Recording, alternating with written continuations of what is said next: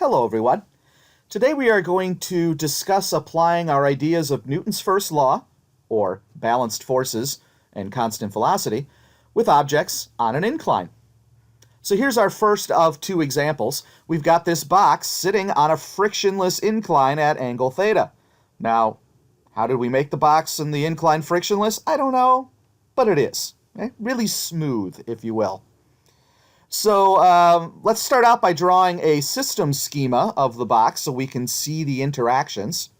First off, the box, of course, interacts with the Earth as a whole through the ever-popular force of gravity. And is it being supported by the incline? Sure, otherwise it would fall. Right? So it is being supported, and we call that support force a normal force. Anything else? Well, there's nobody pushing or pulling on it. There's no strings or springs. There's no friction because it says it's frictionless. So that's it. We have a situation with two interactions and therefore two forces acting upon the box. So now let's move to the force diagram. Now, we're going to do a little tricky thing here, which is going to help us out tremendously in these kinds of problems now and in the future. And that is that traditionally, the axes we look at are horizontal and vertical. Traditionally in math class called X and Y, right? Horizontal and vertical. But you may not know this, but there's no reason why the axes have to be horizontal and vertical. So in this case, we could actually take them, and watch this, rotate them. How much? Well, until the axes are now parallel and perpendicular to the incline. You see that? Our new x-axis is parallel to the incline. Our new y-axis is perpendicular to the incline.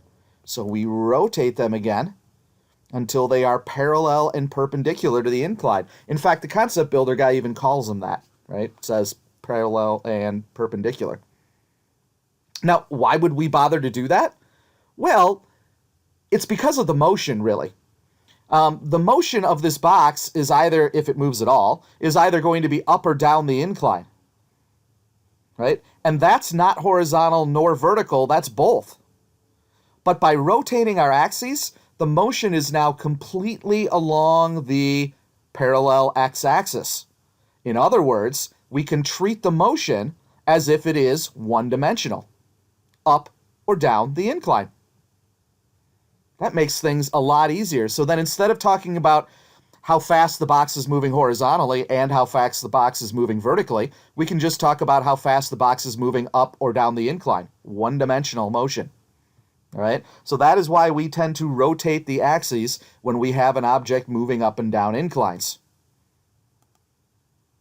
So if we now draw the forces on, the force of gravity still acts, just because we rotated the axes doesn't change the direction the forces act, it still acts down. But now you see a problem. It is not on an axis, right? It is acting both down the incline and into the incline, if you will, right? It's acting both X and Y. How much? Well, let's find out by resolving this force of gravity into its perpendicular components. Except we're not going to use horizontal and vertical. We're going to use perpendicular and parallel components, like so. There is what we are going to call F sub g y. This is the perpendicular component of the force of gravity, or the y component, if you will. And then from here, we're going to draw F of gx, which is the parallel component of the force of gravity, or the x component. Notice where the right angle is. Okay, be careful when you're drawing this because people tend to kind of not draw them parallel and perpendicular to the incline. Okay, so there's F of gy perpendicular to the incline, and there's F of gx parallel to the incline, and the right angle is between the perpendicular components. Now, you might be wondering, well, how come I drew the y one first and then the x one? Almost every other time I've ever resolved a vector into its perpendicular components, I draw the x and then the y. Well, there's a good reason, and it's got to do with the right triangle trig we're eventually going to have to do on this part of the vector diagram. we need an angle inside of it besides the right angle to do the trig upon, right? The only angle we have is the angle of inclination. Well, that angle is inside of our diagram. But the question is it here or is it down here? Well, let's think how we rotated the axes. All right, watch this. Watch this, okay? We have to rotate the axes from horizontal and vertical to parallel and perpendicular. Look at the angle that we are rotating through to make our horizontal vertical axes rotate to parallel and perpendicular. You see that? We're rotating through the angle theta here, which means we must be rotating through the angle theta there. And that angle is right there in the diagram. Okay, so that makes the included angle there the angle of inclination. But that's only true if we draw the y component and then the x component. Sure, we could draw the x component and then the y component up here, but then that angle theta would be down here and it would be a lot harder to understand why it's there. So to me, it makes more sense to draw the y component first, and then the included angle is the angle theta. It's the angle we rotate through. All right, now the only other force we have to put on is the normal force. That's the support force from the incline. And what direction does it act? Be careful. In almost every other case we've done, or actually every case we've done up to this point, the normal force has always been up. But remember, we call it a normal force for a specific reason. Normal means perpendicular to the surfaces. Well, if the surfaces are horizontal, like if this box was sitting on the table, well then perpendicular would be up. But it's not. It's on an incline. So perpendicular is along the y-axis. With me there? Normal forces act perpendicular to the surfaces. And so the normal force will always act along our y-axis once we rotate our axes because it is perpendicular to the surface. Now, let's look along that y-axis. Is the box moving with a constant, or does the box have a constant or a changing velocity along the y-axis? I'm not talking about this way, parallel to the incline. I'm talking about perpendicular to the incline. Even if it moves down the incline, is it moving this way? No. Remember, that's the whole point of rotating the axes, was to make all the motion along the x-axis, one-dimensional. So there is no motion this way, which means how big does the normal force have to be compared to f of gy? Yeah, it has to balance. See how I put those on there, right? So f of n and f of gy have to balance, not f of g. Normal force doesn't balance out the whole weight. It only balances out part of the weight because we're at an incline. Okay with that? Now, since these are the only two forces, are all of the forces balanced? Well, f of gy is balanced out by f of n, so those are balanced. But look at f of gx. Right? It's not balanced. And since f of gx isn't balanced, what is it going to make this box do? It's going to make that box move down the incline, and in fact speed up down the incline. Right? Watch that again, right? And I know we have fancier words for that, but we're going to save them for another unit, right? So because of the net force that you have, f of gx, right, the box is going to speed up as it moves down the incline. This is why a box speeds up as it moves down an incline, right? Frictionless incline at least, because there is an unbalanced force acting on it down the incline, f of gx. By the way, you might say, but wait a minute, what about f of g? Well, really f of g isn't there. It's f of gy and f of gx, right? These two are a replacement for f of g. So we've balanced out part of f of g this way, and the other part we haven't, okay? So we can kind of replace our thinking here with the components. With me there? So this is why a box actually speeds up, if you will, as it would move down the frictionless incline. So let's do a second example, and this one we'll actually do some math on. So here we're pulling a 49 Newton box with a rope up a frictionless 25-degree incline, again, perfect incline, at constant velocity, as in this diagram. You ready? Watch. Whee, there it goes, constant velocity. It's being pulled at constant velocity up the hill. Okay? Now, we're going to try to figure out a few things as we go, but let's start out by looking at what's going on in this situation by drawing, of course, a system schema of the box. What is the box interacting with? Well, again, the Earth as a whole through our ever-present force of gravity. It's being supported by the surface, by the incline. Right? So that, of course, is the normal force, which we now know, by the way, acts perpendicular to the incline. Is there friction? No, because in this case, I said frictionless. If there was friction, it would be another interaction between the box and the incline. Anything else? Well, yeah, the rope this case, right? Unlike the last one where it was just kind of let go, right? In this case, it's being pulled up the incline by the rope, and that would, of course, be a force of tension. And that's it. So, in this case, there are 3 interactions with the box, and therefore, there are 3 forces acting upon the box. A little more complex than our last example. Now let's draw the force diagram for the box. Just like we did last time, we're going to rotate the axes so that they are parallel and perpendicular. Right? And by doing that, we'll make the motion of the box one-dimensional. Here we go, ready? Now I have to rotate them the other direction because of the way my drawing is. And notice again, what angle am I rotating them through? I'm rotating it through 25 degrees to get it here, right? So now our motion is along our new parallel x-axis, so the motion is one-dimensional. So again, there's no motion along our y-axis, there's only motion along our x-axis. This is why we rotate the axes. Okay, so let's draw our forces. Oh, there it goes. So gravity acts straight down. So it is both parallel and perpendicular to the axis. How much of each? Let's resolve it into its perpendicular components. There's f of gy, perpendicular to the incline. There's f of gx, parallel to the incline. Look where the right angle goes. Right? Between the components in your diagrams, make sure these are at a right angle. People tend to want to draw this one horizontal, and then it puts the right angle in the wrong corner, and that throws off all your trig.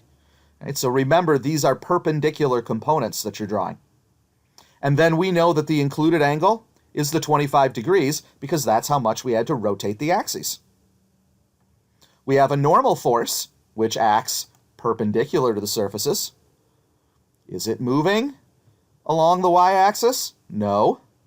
Right? It's only moving along the x-axis, why we rotated the axes, which means it has a constant velocity of 0 perpendicular to the axis, and therefore the forces have to balance that are perpendicular to the incline. So f of n and f of g, y, have to balance out. Not f of g, right? F of gy have to balance out. Well, we've got one more force, and that's the force from the rope, the force of tension, which, as you can see from the diagram, acts up and to the right, up the incline. Okay, so there's the force of tension. How big does it have to be? Well, as it says in the problem, the box is moving at constant velocity, which means what has to be true about the forces? They have to be balanced. So what balances out this force of tension? F of gx. So the force of tension has to balance out f of gx. Right? I'm using the double hash marks here so that we can keep it separate from the other ones. And again, that's because the parallel velocity is constant. It's again part of the reason we rotate the axes. So if you remember in the last problem, we didn't have this force of tension, so nothing balanced out f of gx. So realize we have balanced out f of g. We just balanced it out in pieces. The normal force balanced out the perpendicular part of f of g y, and the tension balanced out the parallel part of f of gx. So all our forces are in balance, which is why all we have is constant velocities. Okay, if you can draw a good force diagram, everything else really that you're going to calculate just becomes kind of math on the physics, right? So it's really important to draw good force diagrams, and this is a new kind of one specific to moving up and down inclines. So the first question I want to answer here is, what is this force of tension in the rope? How much force do we need to pull the box up the incline at constant velocity? Well, since the force of tension acts parallel to the incline, right, I want to write the equation for the parallel forces and components, and we already did that, right? We know that the force of tension has to balance out f of gx because the parallel velocity is constant. The x velocity is constant because it says that in the problem.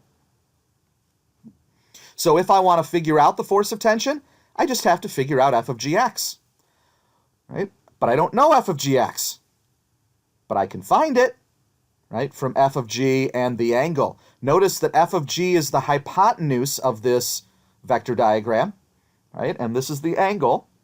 Well, is f of gx the adjacent side or the opposite side to that angle? It is the opposite side. What trig function relates the hypotenuse, the opposite side, and an angle? That's right, the sine function. So we're going to use the sine function here. Sine is opposite side, f of gx, over hypotenuse, f of g. And you can see that this is where, if you don't draw the diagram right, you're going to end up with cosines instead of sines and angles in the wrong place, and things are going to be a mess, right? So you got to draw a proper force diagram with the right angle in the right place here between the perpendicular components. One step of algebra, move the f of g over, right? Multiply because it's divided by f of g. And we get f of gx is f of g sine of theta. As I've said before, if you're, and then we're going to substitute that in, right? As I said before, if you're good at trig, if you've had enough math, feel free to jump right from this step down to this step, right? You don't have to show this work, but if you need it, please do it, right? I'm putting it in here. Sometimes I do it in the keys, sometimes not. Kind of early on, I tend to show it more often, right? But hopefully you get more comfortable with the trig as we do more of it in here, and maybe you see it more in math class. Okay? Now, we know the angle, it's 25 degrees. Do we know the force of gravity acting on the box, or, as it's alternately known, the weight of the box? Well, up here in the problem statement, it says it's a 49 Newton box. Well, newtons are units of force, so this is the force of gravity or weight of the box. I was not mean in this problem, right? I didn't give you the mass of the box. I gave you the weight. So we have it already. We just plug it in. 2 sig figs here, 2 sig figs here. Make sure your calculator's in degrees. We get an answer to 2 sig figs of, we need 21 newtons of tension. So if you were going to pull this box up the hill constantly, at a constant velocity, you'd have to pull with 21 newtons. If you pull with more than 21 newtons, force of tension would be bigger than f of gx, and the box would speed up as it went up the hill. If you pulled with less than 21 newtons, right, less than 21 newtons, now the net force would act down the hill, and it would slow down as it went up the hill till it stopped and then came back down. Right? So this is the one and only force of tension that will make it move with a constant velocity. So the only way I could have made this problem a little harder would have been if I had given you the mass of the box, which, by the way, would be about 5.0 kilograms. Right? 5.0 times 9.8 is 49. So if I had said it was a 5 kilogram box, well, then you would have had to have done the conversion, right? F of g is, of course, mg, mass times gravitational field strength, and you would have gotten down to the right answer, right? So it's the only way I could have made it a little more complex. So like all of these here, folks, the vector diagram, or the force diagram, free body diagram, if you will, is vitally important to setting up the math, right? And really, if you're doing these force diagrams completely, you're thinking through the applicable physics, right, to decide what has to balance out what for things to move at constant velocity or not move at all, right, which is a constant velocity of 0. And we did this tricky little thing in this one of rotating the axes. We only do that when things are moving up and down inclines because it makes the motion one-dimensional. Now, part C. Just for kicks, I want to know how big the normal force is. Okay, actually, I have reasons for it, but let's just do it, right? Now, that's a perpendicular force. So now we've got to write an equation for the perpendicular forces and components, which we already have, right? We know the normal force has to balance out F of gy because it's not even moving, so it has a constant velocity perpendicular to the incline. Again, just like before, we don't know F of gy, right? But we can find it because we know F of g and we know the angle. And notice this is the adjacent side to the angle, which means we're going to use a cosine. Right, so cosine is adjacent side over hypotenuse. Move this to the other side. Right, it's hypotenuse cosine of the angle. F of g cosine 25 degrees. Plug it in. Plug in our numbers. 2 sig figs, 2 sig figs. We have a normal force of 44 newtons. Okay, so a little harder than some of the ones we've done up to this point because there's some little extra trig in here. And again, the rotating the axes thing. But a good force diagram really gets you a good part of the way there. So enjoy your next worksheet with things on inclines.